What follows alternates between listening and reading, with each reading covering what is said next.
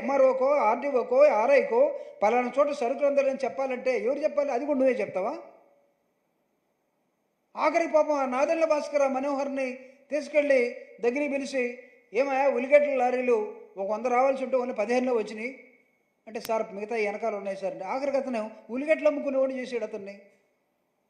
ఆ ఉల్లిగడ్డలు ఇంతకుముందు మా వాడెవడు వాలంటీర్ పంచేవాడు అంటే, ఇప్పుడు నాదెండ్ల భాస్కర్ నీకు వాలంటీర్ లెవెల్ దిగిపోయాడా? ఇదే మీ కూటమిలో ఉన్నటువంటి భాగస్వామ్యం.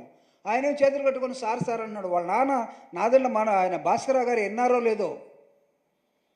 నాదెండ్ల భాస్కరరావు ఒకవేళ చంద్రబాబు నాయుడు నాదెండ్ల మనోహర్ని తిట్టింది చూసుంటే ఆయన రియాక్షన్ వేరుగా ఉంటుంది. తెలుసు కదా, ఎన్టీఆర్ని 1 మంత్లో ఇబ్బంది పెట్టిన వ్యక్తి ఇప్పుడు బీజేపీతో ఉన్నాడు. బీజేపీ దగ్గరికి పవన్ కళ్యాణ్ పంపించేసి, అబ్బాయి పవన్ కళ్యాణ్